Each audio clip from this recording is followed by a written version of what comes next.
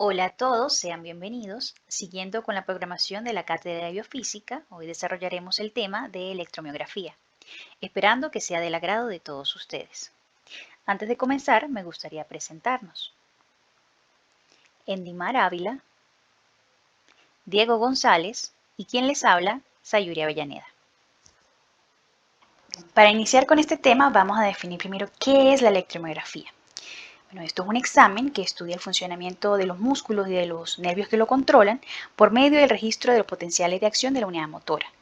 Esto es un método tanto de diagnóstico como de pronóstico que nos permite diferenciar la patología neurogénica periférica de la patología muscular.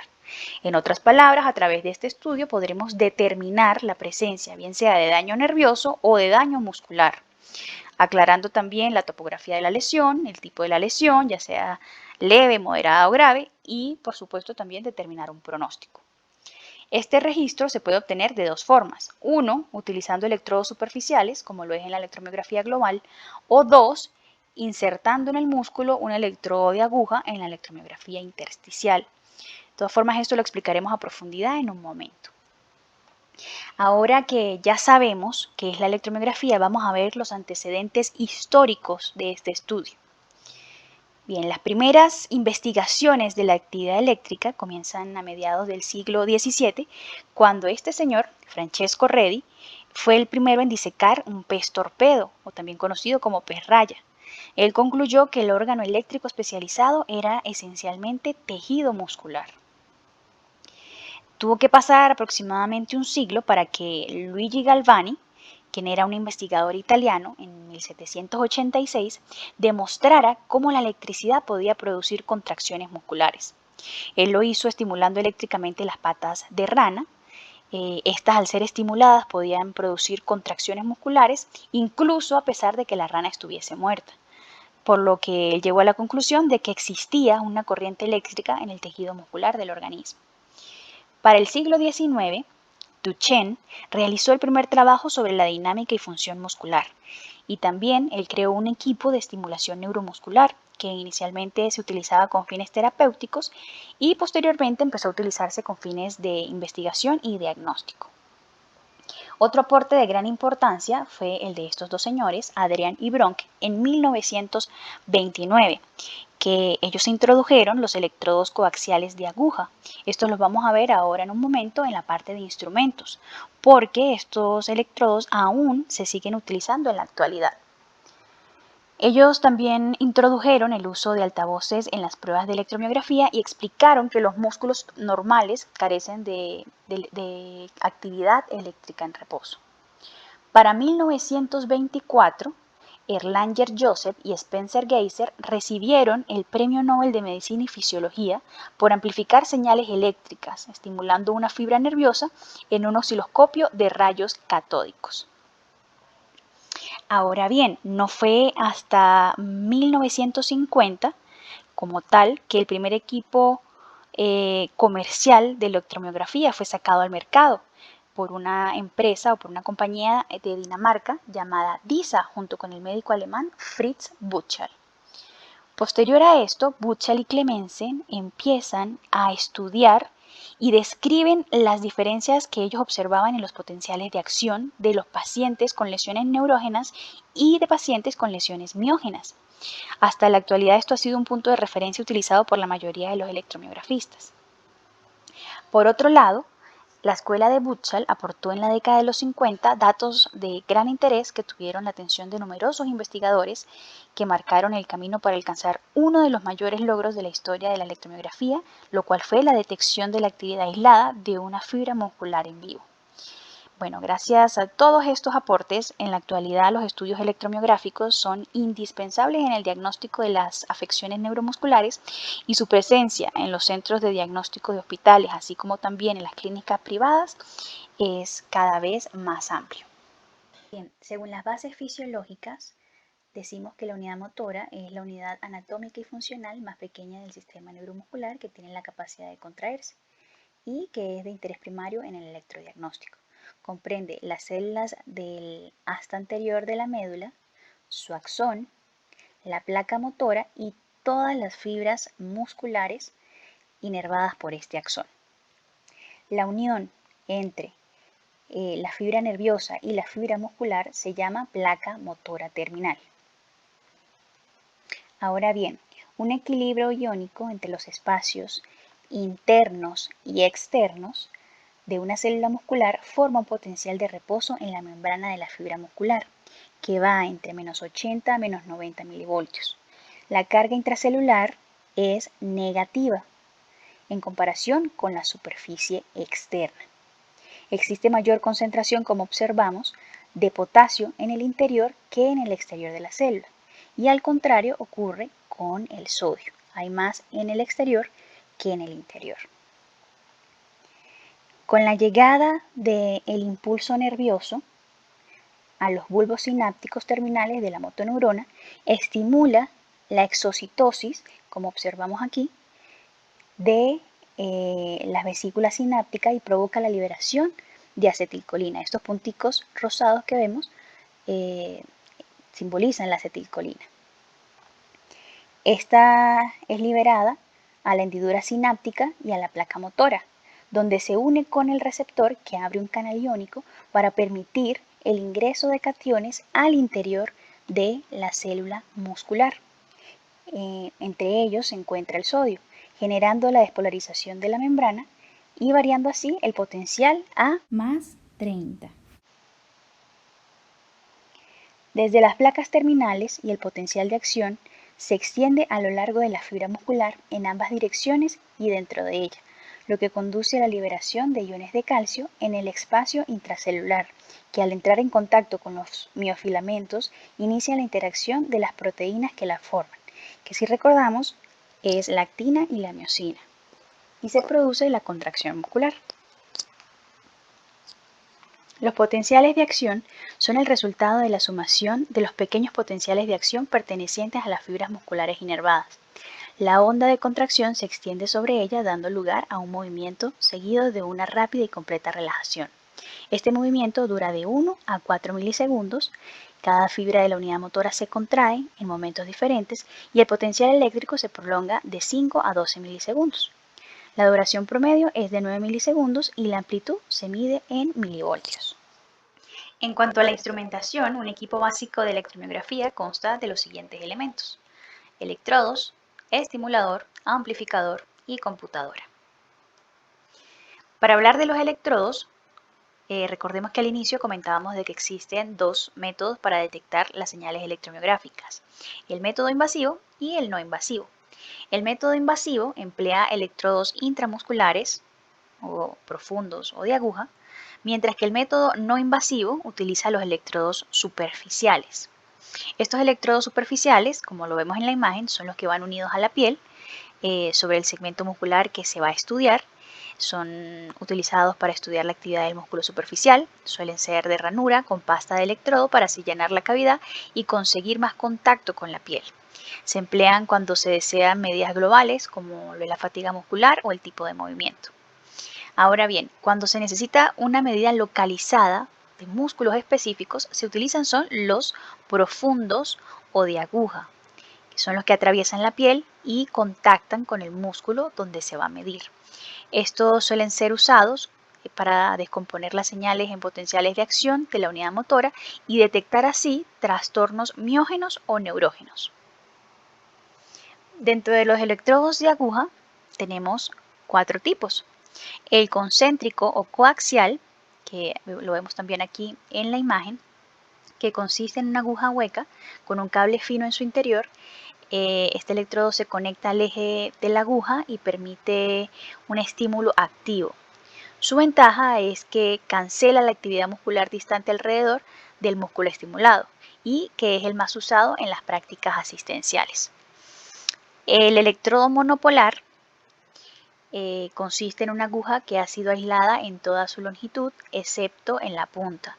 Se conecta un electrodo superficial en el miembro examinado. En este, el potencial de unidad motora posee una duración y una amplitud de mayor alcance con respecto a los otros electrodos. El electrodo de fibra individual permite registrar y estudiar la actividad aislada de una sola fibra muscular. Las dos indicaciones fundamentales son la detección de cambios en la estructura de la unidad motora y el estudio de la transmisión neuromuscular. Por último tenemos el electrodo macro, que este se suele utilizar para captar la actividad de todas las fibras de una unidad motora, y esto permite diagnosticar y monitorizar el tamaño de las unidades motoras en los procesos que cursan con contracción y relajación. El estimulador es este dispositivo que vemos aquí en la imagen. Este genera una corriente eléctrica que estimula el nervio y produce una respuesta local que se transmite hasta los electrodos de registro. En este estimulador se puede controlar tanto la duración, la frecuencia y la intensidad del estímulo aplicado. El amplificador. Luego de que las señales hayan sido adquiridas mediante los electrodos, estas son amplificadas mediante un amplificador de biopotenciales, debido a que los potenciales recogidos por los electrodos son muy pequeños en amplitud, entonces deben ser amplificados antes de ser grabados o antes de ser mostrados en la pantalla. Y por último tenemos la computadora. En ella vamos a encontrar el filtro de frecuencia, un conversor análogo y el altavoz. El filtro de frecuencia tiene como función eliminar los ruidos y conservar los detalles de la señal. El conversor análogo tiene como fin el convertir los voltajes analógicos introducidos a través de sus distintas entradas, y esto se logra sin interferir en el procesamiento principal del microcontrolador. Por último, el amplificador de audio o altavoz lo que hace es reproducir los sonidos característicos que son de gran utilidad para la identificación de las distintas señales normales o anormales obtenidas. La electromiografía se hace a través de dos tecnologías, la electromiografía invasiva y la superficial. La electromiografía invasiva obtiene el registro de los potenciales de acción generados por una unidad motora en particular. Para ello, los electrodos se insertan en el músculo por medio de agujas. Este es un método conocido como fine wire o alambre delgado. Por el contrario, la electromiografía de superficie permite estudiar la actividad bioeléctrica de los músculos, al capturar las diferencias de potencial registradas en la superficie de la piel. Los estudios de electromiografía de rutina son realizados en nuestro medio con electrodos de aguja concéntricos, que consiste en un electrodo activo rodeado por un electrodo de referencia estilo catéter y separado por un aislante. Estos registran la actividad de las fibras musculares ubicadas en un hemisferio con un radio de 2,5 milímetros alrededor del ápice. Con respecto a los pasos de realización de la electromiografía, debemos de: primero, informar al paciente sobre los beneficios e inconvenientes de la prueba, ya que puede producir dolor al introducir las agujas. A su vez, el músculo tiende a quedar sensible y existe riesgo de sangrado mínimo e infección en el sitio de inserción de los electrodos, siendo esto lo menos frecuente. Se recomienda también no usar ningún tipo de crema o loción antes del estudio. También debemos seleccionar el tipo de electrodo y el músculo a estudiar, preparar la piel con alcohol hasta conseguir una buena adherencia y, por último, establecer la distancia entre los electrodos, recomendándose que en los electrodos bipolares de superficie tiene que haber una distancia de entre 20 a 30 milímetros. Cuando los electrodos bipolares están siendo aplicados sobre músculos pequeños, la distancia entre electrodos no debe superar el cuarto de la longitud de la fibra muscular. Y por último se menciona el posicionamiento de los electrodos pudiendo ser ubicados en la piel de manera tanto longitudinal como transversal. Una vez es insertado el electrodo y captada la señal, se atraviesan tres estados funcionales. Primero, en reposo, donde se evaluará la actividad del músculo ante el estímulo, vendría siendo la inserción de la aguja. Luego, durante una contracción débil, para registrar los pounds. El paciente, a su vez, debe realizar una contracción débil y mantenida. Y por último, se registrará la señal durante una contracción voluntaria máxima, como podemos observar en el video. Para registrar la actividad electromiográfica se necesitan de varios componentes indispensables, siendo estos los siguientes. Amplificación. Debido a que las magnitudes bioeléctricas son muy pequeñas, es necesario amplificar la señal entre 50 a 250.000 veces. Estas señales amplificadas son de entre 1 a 10 voltios. Eliminación del ruido. Los amplificadores diferenciales pueden neutralizar buena parte del ruido, sea de origen técnico o biológico, midiendo la diferencia de potencial entre los electrodos activos y de referencia, magnificando la diferencia entre ellos. El filtrado. Los sistemas de registros cuentan con filtros para eliminar frecuencias superiores o inferiores a las propias de la señal fisiológica. Presentación en pantalla. En los primeros equipos la señal aparecía en osciloscopios. Para transferirla a papel y analizarla se necesitaba fotografiar la pantalla. Luego tendríamos la salida de audio. Las variaciones de voltajes propias de las señales electromiográficas pueden ser transferidas a un altavoz para guiar la colocación de la aguja y reconocer y determinar la actividad espontánea. Y por último tendríamos la digitalización. Los sistemas analógicos operan con la señal como una variación continua de voltaje.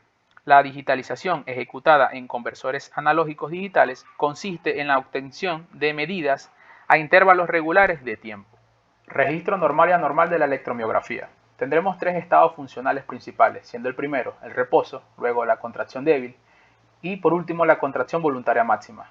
A su vez se evaluarán tres aspectos que son la actividad espontánea, la configuración de la unidad motora y el reclutamiento de las unidades motoras. La actividad en el músculo relajado de acuerdo a la actividad insercional y espontánea, veremos que el músculo en reposo es eléctricamente silencioso, como lo veremos en el presente video. También tendremos las actividades espontáneas normales, que son tres, siendo la primera la actividad de inserción normal, que se da al insertar el electrodo de aguja. Luego tendríamos el ruido de la placa motora o terminal, que se origina debido a la liberación de acetilcolina. Y por último, las espigas de la placa terminal, que son descargas de fibras musculares excitadas.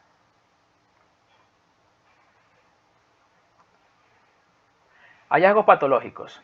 Hallaremos fibrilaciones y ondas agudas positivas en patologías como lo son las lesiones denervantes, miopatías inflamatorias y las miopatías con necrosis. A su vez, también hallaremos fasciculaciones en otras patologías como lo son la enfermedad de la neurona motora y síndrome de fasciculaciones benignas. Otros hallazgos patológicos son las descargas repetidas complejas, las descargas miotónicas, las mioquímicas y las descargas neuromiotónicas. Otro momento a evaluar durante la electromiografía es durante la contracción voluntaria mínima, donde aumenta la frecuencia de la descarga de la unidad motora y se podrá estudiar su configuración y potencial de acción de unidad motora, denominado Pound. Los parámetros que deben ser considerados en la evaluación son duración, amplitud y morfología de la onda o del potencial. Morfología como tal indica el número de fases de los pounds y son generalmente bifásicos o trifásicos, aunque en un pequeño porcentaje son polifásicos, de un 10 a un 15%. Por exceso de este porcentaje se considera patológico. Las fases entonces denominadas como la cantidad de porciones a uno u otro lado de la línea base puede explicarse de la siguiente manera. La primera fase se genera cuando el impulso eléctrico viaja a lo largo de la superficie del músculo hacia el electrodo de registro y se observa en el osciloscopio como una deflexión hacia abajo indicando un potencial positivo. En la segunda fase, cuando la zona se despolariza, se mueve bajo el electrodo de registro, la línea se torna negativa y genera una deflexión hacia arriba. Por último, en la tercera fase, la corriente de despolarización continúa desplazándose por la membrana que vendría siendo el sarcolema, alejándose del electrodo de registro, y este se vuelve positivo hasta cierto punto, originando una deflexión hacia abajo. Una vez finalizada la contracción, se recupera el estado de reposo y se vuelve a la línea isoeléctrica. Otro aspecto a evaluar es la duración de la unidad motora. Este es el intervalo de tiempo entre la primera deflexión y el retorno a la línea base. Normalmente oscila entre 5 a 15 minutos. Y la amplitud mide normalmente entre 200 milivoltios y 2 a 3 milivoltios. Las enfermedades de los nervios motores y musculares generan alteraciones en estos parámetros de las unidades motoras. En caso de las lesiones neurogénicas, cuando las neuronas motoras fallan, las fibras musculares pierden su inervación. Sin embargo, las ramificaciones de los axones motores supervivientes del mismo nervio pueden reinervar estas fibras musculares denervadas, en un fenómeno denominado reinervación colateral. Con el paso del tiempo se expande tanto el número de fibras reinervadas como el territorio topográfico abarcado en el músculo, por lo que crean así pounds anormalmente grandes, de larga duración, gran amplitud y mayor complejidad. En las miopatías, por el contrario, los pounds son anormalmente pequeños, de corta duración, amplitud reducida y también gran complejidad. Esto se debe a que las miopatías destruyen las fibras musculares en la mayoría de las unidades motoras de un músculo y por ello disminuye el número y la distribución de las fibras en cada UM. Sin embargo, también es importante aclarar que en individuos sanos los tamaños de los pounds individuales varían en forma amplia y esto va a estar determinado por el tamaño de la neurona motora, el axón y la unidad motora. Luego de la contracción voluntaria débil, se le indica al paciente que aumente paulatinamente la fuerza de contracción contra la resistencia de la mano del examinador, hasta alcanzar una contracción voluntaria máxima, y esto lo que nos permite es evaluar el reclutamiento progresivo de los potenciales de acción de unidades motoras, que en condiciones normales las iniciales van a representar la actividad de las unidades motoras más pequeñas, con una frecuencia de disparo de 5 a 10 por segundo, y luego veremos cómo esa frecuencia de disparo aumenta a 40-50 por segundo a medida que aumenta la fuerza de contracción. Entonces vemos en la imagen cómo comienza el reclutamiento de nuevas unidades motoras con características distintas y fácilmente identificables. Con el aumento de la fuerza de contracción muscular, se hace cada vez más difícil distinguir los potenciales de acción motora individuales. Esto es lo que llamamos patrón normal de reclutamiento de unidades motoras. Y en el osciloscopio lo observamos como la línea isoeléctrica se ve reemplazada por los numerosos potenciales de unidad motora. Este patrón de reclutamiento se puede ver afectado ante lesiones neurógenas y miopáticas. En las lesiones neurógenas se pierden unidades motoras. Las unidades motoras sobrevivientes deben entonces aumentar su frecuencia de reclutamiento antes del posible reclutamiento de unidades motoras nuevas. Esto es lo que da lugar a un reclutamiento reducido. En la imagen de neuropatía observamos cómo la unidad motora se repite constantemente en el trazado, con el fin de generar la contracción máxima. Por el contrario, en las miopatías, la frecuencia de reclutamiento es menor, ya que muchas unidades motoras, al ser estas pequeñas y débiles, deben activarse frecuentemente para generar una contracción de igual intensidad que en las personas sanas. Esto se conoce como reclutamiento precoz o temprano. En la imagen de miopatía podemos ver el registro de una gran cantidad de potenciales de acción que corresponden a unidades motoras diferentes. Ahora bien, otro factor que se evalúa durante la contracción máxima es el patrón de interferencia. Este es el patrón de solapamiento que se genera al activarse de forma simultánea gran número de potenciales de acción de unidades motoras que disparan a altas frecuencias, alrededor de los 50 Hz, interfiriendo unos con otros, por lo que no podemos visualizar unidades motoras individuales. El reclutamiento normal debe generar un patrón de interferencia completa de forma progresiva. Este fenómeno lo podemos observar como una línea gruesa de amplitud más o menos uniforme y escuchar como un chasquido mixto de alta frecuencia cuando la actividad eléctrica se torna audible. Este patrón de interferencia normal puede verse alterado en diversos trastornos. En los trastornos denervantes observamos patrones de interferencia incompletos debido a la pérdida de unidades motoras. En cambio, en los trastornos miopáticos se observan patrones de interferencia completos pero débiles, y esto se debe a que se necesita gran número de unidades motoras debilitadas para generar una fuerza de baja intensidad. Debido a estas alteraciones antes mencionadas, y a manera de resumen, se postulan entonces la existencia de dos tipos de patrones electromiográficos patológicos: los patrones neurógenos y los miógenos. Como ya vimos, en los patrones neurógenos, que son aquellas afecciones propias de las motoneuronas y los nervios, observamos potenciales de acción de unidad motora de amplitud y duración elevadas, polifásicos, con un patrón de interferencia incompleto y reclutamiento disminuido, mientras que en los patrones miógenos, referidos a los generados por afecciones musculares, se observan potenciales de acción de unidad motora de amplitud y duración disminuidos, polifásicos, con patrón de interferencia completo pero de baja amplitud y reclutamiento precoz. Además, también debemos recordar que existen actividades espontáneas anormales en el músculo en reposo, como son fibrilaciones, ondas agudas positivas y fasciculaciones. En cuanto a la utilidad clínica del estudio electromiográfico, este se basa en su uso como estudio complementario para el diagnóstico de diversas enfermedades, como lesiones traumáticas o denervaciones, neuropatías periféricas, enfermedades neuromusculares, distrofias musculares, entre otras.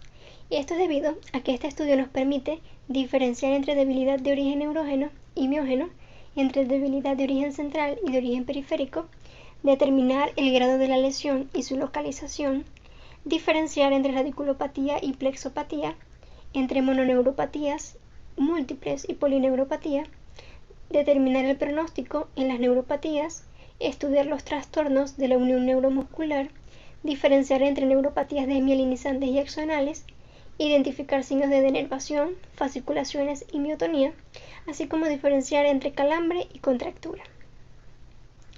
Ahora bien, ¿cuándo indicar una electromiografía? Se puede indicar si el paciente muestra signos o síntomas que sugieren un trastorno nervioso o muscular. Por ejemplo, debilidad muscular, entumecimiento, hormigueo, dolor o calambre muscular, dolor en las extremidades. En cuanto a las contraindicaciones, tenemos que este estudio está contraindicado, o al menos se deben tomar precauciones en aquellos pacientes con tratamiento con anticoagulantes, ya que esto aumenta el riesgo de sangrado a causa de las pequeñas agujas de los electrodos. Las personas con enfermedad de la sangre, como hemofilia o alteraciones plaquetarias, por la misma razón. También personas que tienen marcapasos y aquellas que presentan lesiones infecciosas activas en la piel donde se realizará la prueba. Asimismo, se recomienda mantener una temperatura corporal adecuada al momento del estudio, pues sus variaciones van a alterar los resultados de la prueba. Y también se debe evitar la realización de ejercicio físico extenuante 72 horas antes del estudio. En cuanto a las ventajas y las desventajas de la electromiografía, esta debe realizarse al comparar ambas técnicas electromiográficas. Tenemos entonces la electromiografía invasiva y la electromiografía de superficie. Entre las ventajas que nos ofrecen, tenemos que la electromiografía invasiva nos permite evaluar músculos profundos y pequeños, además de detectar la actividad eléctrica de zonas o fascículos de músculos debido a que los electrodos de aguja tienen una área de registro pequeño. Por otro lado, la electromiografía superficial nos permite estudiar el comportamiento promedio de un músculo. Es útil para evaluar gestos motores, ya que no provoca molestias musculares y además es fácilmente reproducible debido a que los electrodos pueden ubicarse en el mismo sitio en posteriores estudios. En las desventajas de la electromiografía invasiva, encontramos que pueden generar molestias al momento de la inserción de la aguja y también durante la contracción, dolor en el sitio de estudio posterior al procedimiento durante 1 o 2 días aproximadamente, posible formación de un hematoma en el sitio de colocación del electrodo. El estudio además puede durar un tiempo prolongado, tiene una poca repetibilidad de la evaluación debido a que es poco probable que el electrodo de aguja sea colocado en la misma zona muscular estudiada, y se debe tomar además precauciones con los pacientes que reciben tratamiento anticoagulantes por las razones antes explicadas. En las desventajas de la electromiografía superficial encontramos primordialmente la posible contaminación de la señal por musculatura adyacente debido a su gran área de registro. La electromiografía se complementa con el estudio de la conducción nerviosa, que consiste en el estudio de la función de los nervios periféricos. Y esto se realiza a través de la estimulación transcutánea de los nervios motores y sensitivos y se registran sus potenciales de acción. En el caso de los nervios motores se denomina potencial de acción motor completo y en el caso de los nervios sensitivos, potencial de acción de los nervios sensitivos. La técnica consiste en la estimulación del nervio accesible a través de la piel utilizando electrodos de superficie y asegurándonos de que la corriente sea lo suficientemente intensa como para reclutar todas las fibras nerviosas disponibles. El potencial de acción resultante de la estimulación se registra por medio de electrodos en la piel. En el caso de un nervio mixto o motor, los electrodos se colocan en un sitio distal y uno proximal sobre el músculo que va a desencadenar el potencial de acción motor completo. Y en el caso de un nervio sensitivo, se colocan los electrodos sobre un nervio en un punto más distante, utilizando técnicas antidrómicas, que es aquella en la que el potencial de acción se desplaza distalmente. Este procedimiento generalmente dura entre unos 15-30 minutos, dependiendo del número de nervios a estudiar. Por lo general es realizado antes de la electromiografía. Los electrodos entonces son colocados dependiendo de si se evalúan nervios sensitivos o motores, y el estimulador se va a colocar sobre el nervio que debe ser estudiado, generando entonces impulsos eléctricos para estimularlo. Se registran el tiempo entre el estímulo y la generación del potencial de acción, además de otros parámetros para determinar la velocidad de conducción nerviosa. Al finalizar esta técnica, el estimulador es retirado.